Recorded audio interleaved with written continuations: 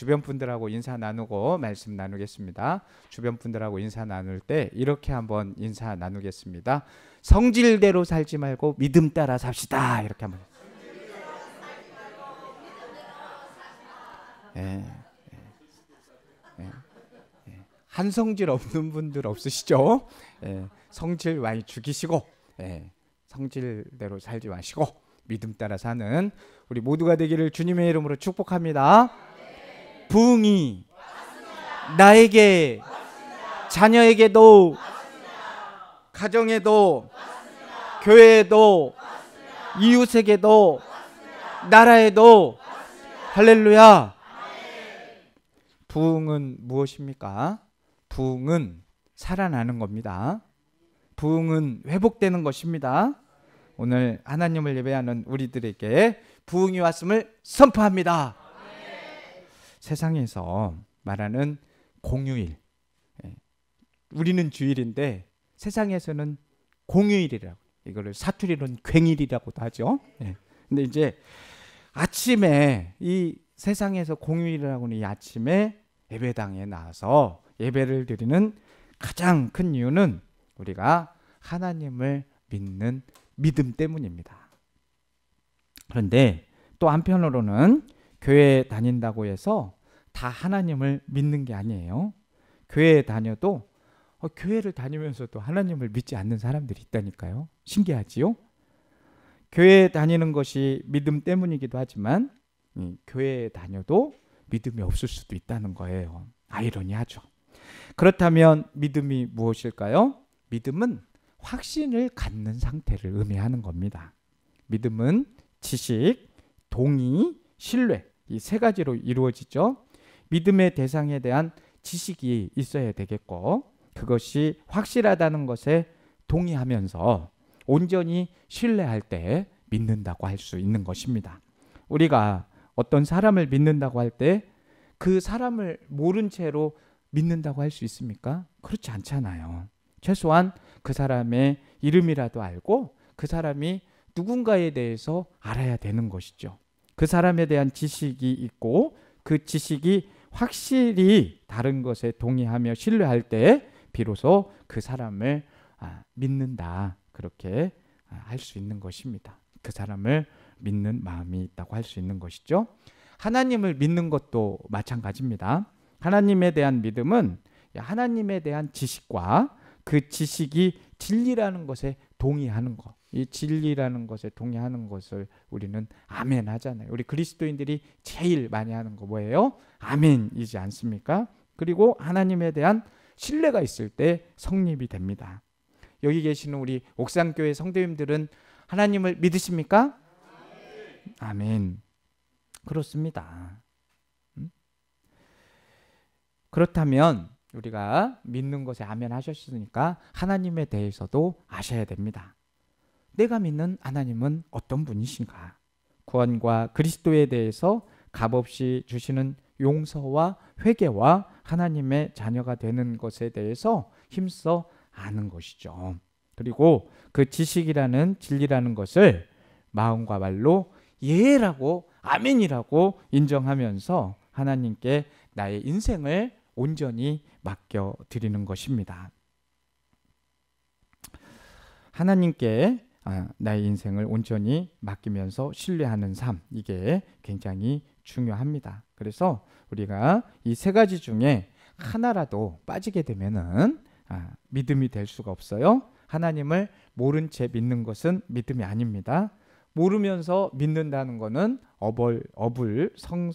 성설이 되는 것입니다. 하나님에 대해서 지식으로 알아도 또 그것을 마음으로 아멘 인정하지 않게 되면은 그거 역시도 믿음 아니지요. 마지막이 제일 중요한 건데 하나님을 이 지식으로 알고 또 그것을 인정까지 해요. 아멘 하면서 인정까지 하면서도 내 인생을 하나님께 온전히 맡기지 못한다. 그러면 그거 역시도 믿음이 아닙니다.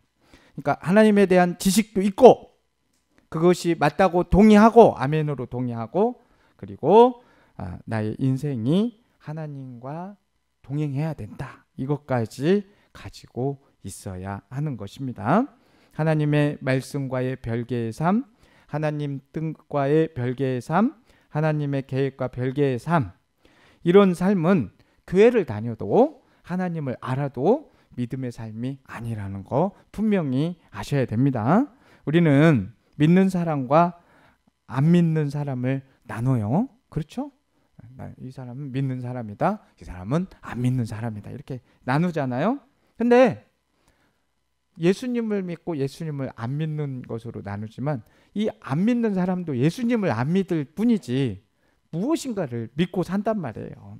모든 사람은 안 믿는 것 같지만, 예수님을 안 믿지만 돈을 믿는다든지 운명을 믿는다든지 자신을 믿는다든지 그렇게 예수님을 안 믿는 다른 것을 믿고 살아간다는 거예요. 그러니까 예수님을 믿지 않지만 결국은 다른 걸 믿고 살아가는 겁니다. 믿음은 무엇을 선택하느냐의 문제인 것이죠. 모든 사람은 자신이 선택한 것에 대해서 그것이 믿음이라고 생각하고 행동을 하게 되어 있습니다. 따라서 중요한 것은 무엇을 믿느냐가 중요한 거예요. 오늘 본문 13절에서 15절 말씀 보면 아브라함이나 그 후손에게 세상의 상속자가 되리라고 하신 언약은 율법으로 말미암은 것이 아니요 오직 믿음의 의로 말미암은 것이니라. 만일 율법에 속한 자들이 상속자이면 믿음은 헛것이 되고 약속은 파기되었느니라. 율법은 진노를 이루게 하나니 율법이 없는 곳에는 범법도 없다라고 말씀을 하고 있습니다. 우리는 흔히 아브라함을 무슨 조상이라고 부릅니까?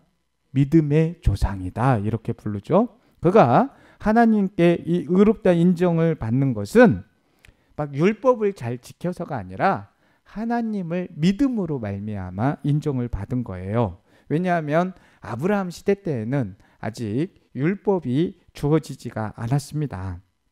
율법은 아브라함 후에 이제 약 400년이 지나서 누구에게 율법이 주어졌어요? 모세에게 율법이 주어졌어요. 그래서 아브라함의 은은 율법이 아닌 하나님의 은혜에서 비롯된 것이죠.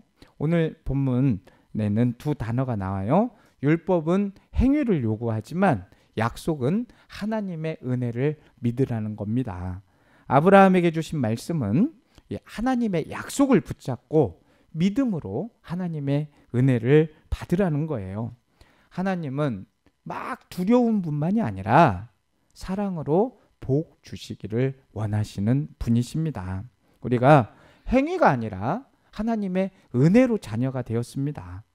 부모님의 사랑을 믿듯이 하나님과의 관계 속에서 우리가 믿음으로 살아가는 것입니다. 하나님은 우리를 사랑하셔서 예수 그리스도를 보내주셨어요. 그리고 그 사랑을 증명해 주신 것이 바로 하나님의 말씀, 성경 말씀입니다. 또 성경 말씀은 하나님께서 우리에게 주신 이 사랑의 증거입니다.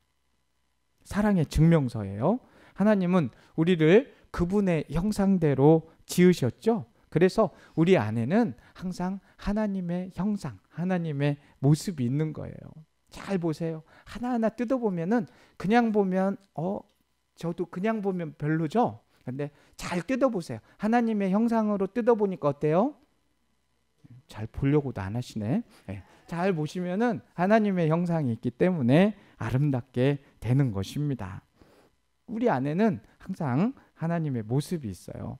사랑과 희생과 진실함과 의로움 같은 하나님을 닮은 성품이 있어요. 그래서 우리는 초반에 인사했지만 성질은 성품이라고 할 수가 없죠. 네, 성질로 안 살고 이렇게 하나님의 성품인 사랑과 희생과 진실함, 그 증거로 사는 거죠. 사람이 얼마나 악해져 있든 하나님께서 처음 불어넣으신 생기와 형상은 완전히 사라지지 않습니다. 그래서 하나님은 여전히 우리를 불러서 회복시켜 주시는 거예요. 이런 하나님의 은혜에 우리가 할 일은 아주 단순한 거죠. 하나님 그분이 나의 아버지이심을 믿는 겁니다. 하나님이 나의 아버지이신 걸 믿는 거예요. 그리고 그 사랑을 알려주신 하나님의 성경 말씀을 믿는 거예요. 받아들이는 거예요. 그래서 이 말씀 안에서 그분과 사랑의 관계 안에서 관계를 맺고 살아가는 겁니다. 때때로 막 우리의 이성이, 우리의 생각이 하나님을 믿지 못하게 막 가로막아요.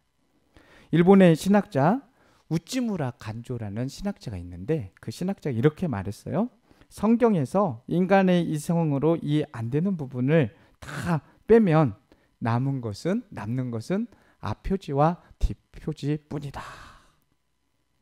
그만큼 믿음은 이성보다 크고 하나님의 말씀은 인간의 기준을 초월한 것입니다. 어떤 분들은 내가 제대로 살지 못해서 구원을 제대로 받을지 모르겠다, 막 이런 고민하죠. 근데 사실은 이 표현 자체가 잘못된 겁니다. 생각해 보십시오. 아기가 태어날 때 자기 힘으로 막 내가 나가야지 하고 막 태어납니까? 우리는 부모님의 사랑으로 태어납니다. 구원도 우리의 노력으로 얻어지는 것이 아니라 하나님의 은혜로, 선물로 주어지는 거예요. 그래서 우리가 나 하나님의 자녀가 돼야지. 우리는 이미 하나님의 자녀가 되었어요. 어머니로부터 뱃속에서 태어나게 됐기 때문에 그 사람은 자녀예요. 우리는 하나님으로부터 선택을 받았어요. 이미 자녀이기에 감사와 사랑으로 순종하며 살아가면 되는 겁니다. 구원은요, 예수 그리스도를 믿는 사람이면 누구나가 얻는 것이고, 구원을 얻었다고 하면 구원받은 사람답게 살면 되는 겁니다. 우리도 그렇게 하나님의 사랑에 감사하면서 그분을 기쁘시게 하는 삶을 살아가야죠. 아브라함처럼요.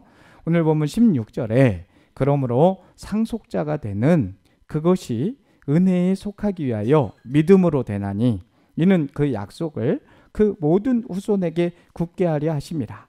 율법에 속한 자에게 뿐만 아니라 아브라함의 믿음에 속한 자에게도 그러하니 아브라함은 우리 모든 사람의 조상이라. 자, 예수님을 믿는 사람은 이미 구원받은 사람입니다. 그것이 성경의 분명한 약속입니다. 예수님을 진심으로 영접했다면 이미 구원받았고 성령을 선물로 받았습니다.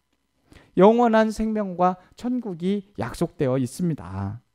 자, 성경은 조금 더 노력해야지 구원받는다고 말하지 않습니다. 노력해서 구원을 받는 게 아니에요. 예수님을 믿는 그 순간 구원의 은혜가 우리에게 임한 거예요.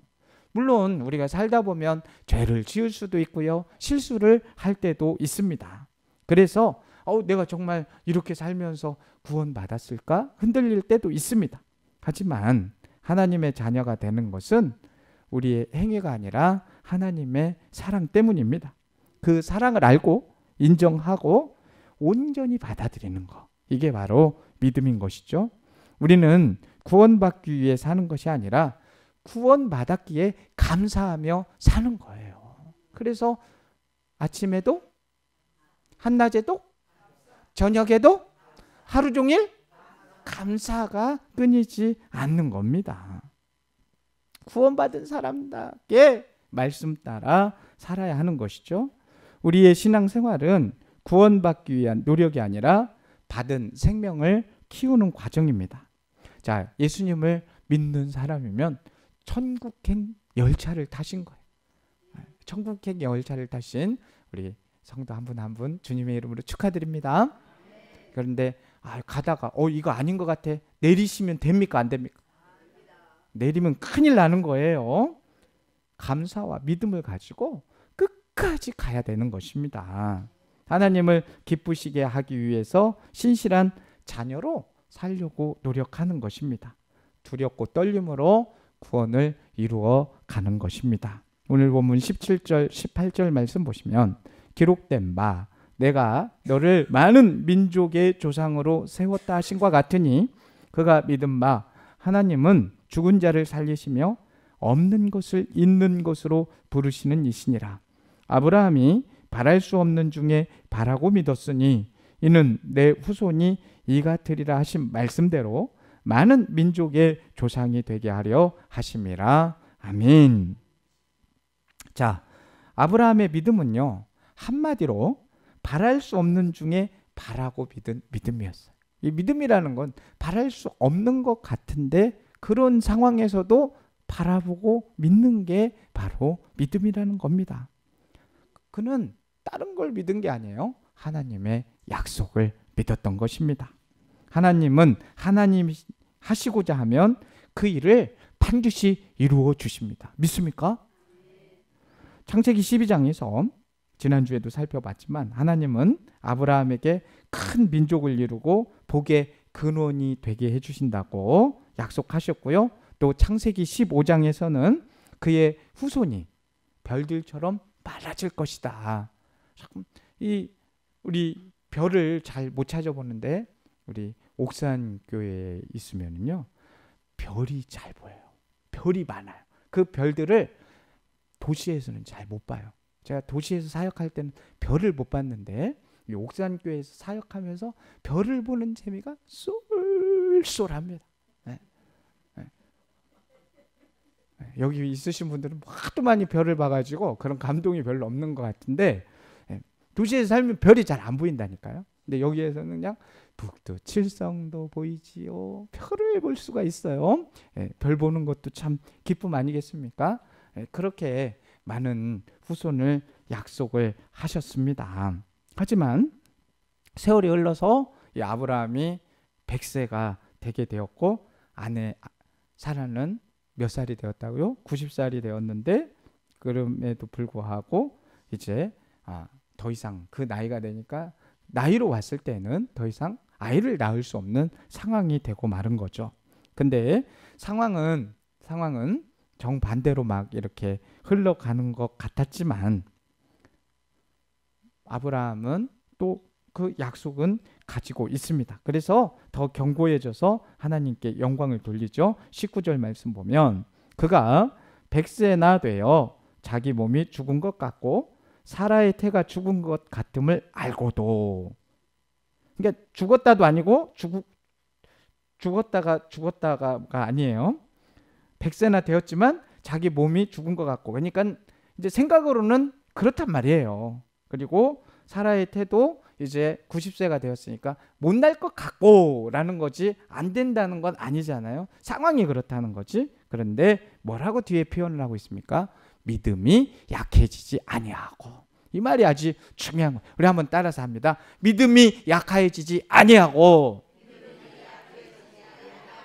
이게 믿음이 있다는 거예요. 이거는 믿음이 약해지지가 않는 거예요. 상황을 보고도. 응? 현실적으로 자녀를 낳을 수 없는 100세 아유 안 되지, 90세 아유 안 되지, 왜? 상황은 이래. 근데 알고도 믿는 거예요. 불가능한 상황이었지만은 전능하신 하나님을 더 크게 믿은 겁니다. 우리는 전능하신 하나님을 더 크게 믿는 거예요. 상황보다도요. 99세 하나님은 그의 이름을 아브람, 처음부터 아브라함이 아니었어요.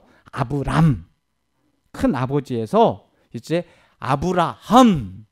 그러니까 아브람도 이름이 참 커요. 큰 아버지니까. 근데 큰 아버지니까. 근데 아브라함 더 큰 이름이 된 거죠. 많은 민족의 아버지. 여기 계신 분들은 아브라함 하니까 아유 나 큰 아버지면 됐지. 더 이상 노력 안 해도 돼. 아유 나 지난번에 전체에서 10등 했는데 굳이 1등 갈 필요 없어. 이러는 분 하나도 없잖아요. 응? 그냥 아버지, 큰아버지에서 멈추지 마시고 우리 아브라함처럼 많은 민족의 아버지들이 되시기를 주님의 이름으로 축복합니다. 아들 하나 없이 노인이 나는 많은 민족의 아버지입니다 라고 소개했을 때 사람들이 얼마나 비웃었겠어요. 응? 그러나 그런 부분 부끄러워하지 않았습니다. 하나님께서 주신 이름이기에 그대로 믿고 받아들였습니다. 자, 우리 옥산교회도 그냥 30명 채워보자. 우리 30명 했는데 이제 30명 됐잖아요. 그러면 이제 30명에서 멈출 겁니까? 우리 이제 또 다음 단계가 있잖아요. 몇 명? 예. 네? 100명을 얘기해버리네. 저런 믿음 아주 좋습니다. 그래서 이제 30이 50되고 100명, 요즘 뭐 숫자가 중요한 건 아니라 하지만 또 이렇게 부흥이 일어나면 살아나면 사람이 또 모이게 되어 있는 것입니다. 그런 은혜가 우리에게 있게 될 줄로 믿습니다. 우리에게도 막 감추고 싶은 약점도 있고 상처도 있고 열등감도 있습니다. 막 경제적인 어려움, 막 나 어려워, 배고파, 뭐 이런 얘기 막 계속 하기 쉽습니까? 가정의 문제, 아유 우리 자녀 저거. 예, 부모들은 잘 그렇게 안 합니다. 건강 잘 그런 얘기들 쏙쏙들이 하기가 어렵습니다. 사람은 문제가 있는데 사람마다 다 어려움이 있긴 한데 보통은 그것을 숨기고 피하려고 하지만 믿음의 사람들은 하나님 앞에 직면했을 때 하나님께 그걸 다 쏟는 거예요. 사람에게 그걸 쏟는 게 아니라 그 어려운 상황들을 누구한테? 하나님 앞에 직면해서 하나님에게 말하는 거예요. 아브라함처럼 지금은 아무것도 없지만 하나님께서 약속을 반드시 이룰 거야. 이런 믿음을 가지고 하나님 앞에 직면하셔서 아뢰일 수 있는 저와 우리 성도님들 되시기를 주님의 이름으로 축복합니다. 죽을 것 같은 그런 상황을 알고도 약하여지지 않는 그 믿음, 하나님을 신뢰하는 믿음, 그 믿음이 바로 하나님께서 기뻐하시는 믿음 아니겠어요? 다른 사람들이 다 할 수 있는 믿음, 그거는 누구나가 할 수 있는 믿음이에요. 그러나 정말 앞이 보이지 않고 이렇게 아브라함처럼 죽을 것 같은, 그리고 죽은 것 같은 그런 상황이지만 하나님이 더 크시고 전능하시다는 그 믿음을 가지고 믿는 믿음이 하나님께서 기뻐하시는 믿음 아니겠습니까? 우리가 눈에 보는 이는 현실이 아니라 보이지 않는 약속의 하나님을 믿을 수 있기를 간절히 원합니다. 아브라함은 자신의 능력에 초점을 맞추지 않았어요. 하나님의 전능하신 능력에 초점을 맞추게 됩니다. 그래서 하나님을 죽은 자를 살리시며 없는 것을 있는 것으로 부르시는 분이라고 믿었던 거예요. 그 믿음이 있었기 때문에 믿음이 약해지지 않고 흔들리지 않았던 겁니다. 본문 20절, 21절 말씀 보시면 믿음이 없어 하나님의 약속을 의심하지 않고 믿음으로 견고하여져서 하나님께 영광을 돌리며 약속하신 그것을 또한 능히 이루실 줄을 확신하였으니 라고 말씀하고 있습니다. 아브라함은 자신의 경험한 하나님을 믿고 하나님의 약속은 반드시 이루어질 것이라는 확신 속에서 살았습니다. 그 믿음의 결과가 바로 본문 22절입니다. 그러므로 그에게 의로 여겨졌느니라. 할렐루야. 하나님은 아브라함의 믿음을 보시고 그를 의롭다 하셨습니다. 하나님의 약속을 믿은 아브라함을 의롭다고 하신 겁니다. 그리고 성경은 말씀합니다. 이 일은 아브라함만을 위한 것이 아니라 우리 모두를 위한 것이라는 거죠. 본문 23절에서 25절 말씀 보시면 그에게 의로 여겨졌다 기록된 것은 아브라함만 위한 것이 아니요 의로 여기심을 받을 우리도 위함이니 곧 예수 우리 주를 죽은 자 가운데서 살리신 이를 믿는 자니라. 예수는 우리가 범죄한 것 때문에 내줌이 되고 또한 우리를 의롭다 하시기 위하여 살아나셨느니라. 아멘. 자, 우리가 예수 그리스도를 믿을 때 하나님은 아브라함처럼 우리도 믿음으로 의롭다 여긴다 하셨습니다. 오늘 본문의 아브라함은 하나님을 알고 그분을 인정하였습니다. 그리고 하나님을 신뢰하며 자신의 삶을 맡기고 믿음으로 하나님을 기쁘시게 했습니다. 우리의 행위가 아니라 예수 그리스도를 믿음으로 우리는 하나님의 자녀가 됩니다. 사랑하는 성도 여러분, 우리에게 어려움이 찾아올 때가 있습니다. 예수님을 믿었는데도 때때로 고통이 있고 하나님이 자꾸 멀어지게 느껴질 때가 있습니다. 그러나 그것은 우리의 느낌일 뿐이에요.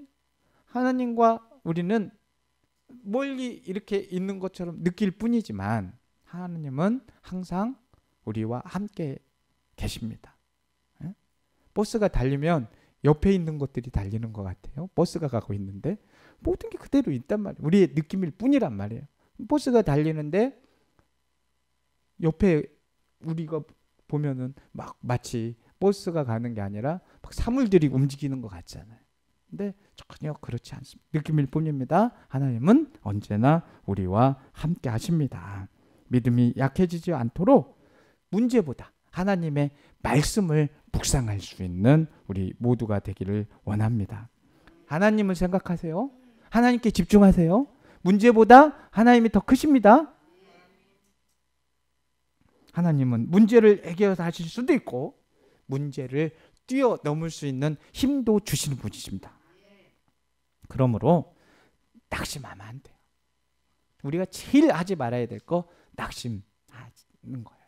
낙심하시면 안 됩니다. 하나님의 약속을 확 붙드세요. 힘을 딱 주세요. 우리 용사의 기도를 할 때도 막 내 영혼이 하면서 왜 그렇게 하는 겁니까? 이 독수리 날개는 이사야 말씀처럼 우리가 독수리 날개친 같은 그런 여호와를 앙망해서 새 힘을 얻어 소년이라도 곤비하고 장정이라도 자빠지다 오직 여호와를 앙망하는 자는 뭐를 얻을지어다? 새 힘을 얻을지어다. 그러면은 새 힘을 얻으려고 하면 독수리처럼 나야 될 거 아니에요. 독수리가 왜 좋습니까? 비상도 잘하지만 발톱이 있잖아요. 샥 쳐져. 이걸 우리가 영적인 존재이기 때문에 먹어야 하잖아요. 육적으로는 다 드시죠? 왜 그렇게 안 드시는 것처럼 막 그렇게 해서 다 잘 드시면서? 예? 왜냐하면 사셔야 되니까. 영적으로도 사셔야 될 거 아니에요. 그럼 뭐 드셔야 돼? 영적으로는 말씀을 먹으셔야 되잖아. 그럼 독수리처럼 말씀을 확 힘있게 잡아서 말씀을 드셔야 될 거 아니에요. 응? 하나님의 약속을 독수리처럼 딱 붙잡으실 주님의 이름으로 축복합니다. 현실은 힘들어도 죽은 자를 살리시고 없는 것을 있게 하시는 하나님이 지금도 우리의 삶 가운데 일해 주시는 게 얼마나 감사합니까?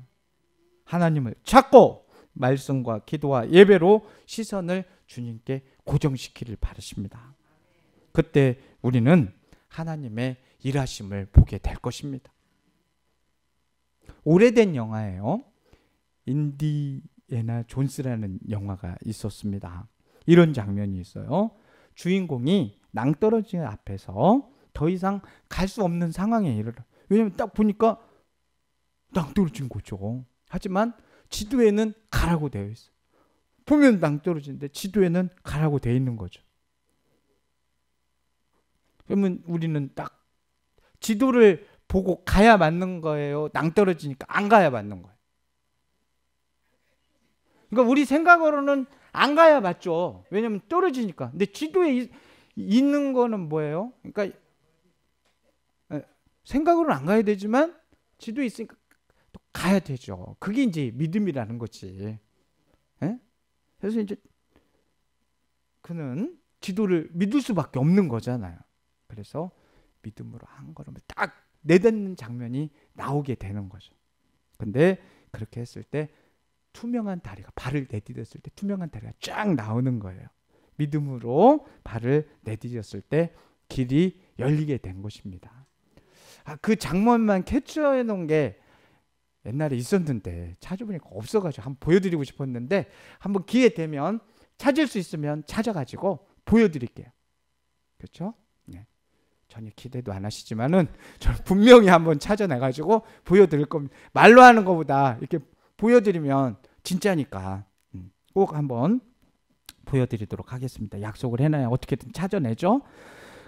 그래서 믿음으로 발을 내디뎠을 때에 길이 열리게 되는 것입니다. 믿음이란 보이지 않아도 하나님의 말씀에 따라서 한 발을 더 내딛는 거예요. 한 걸음 한 걸음 주 예수와 함께 날마다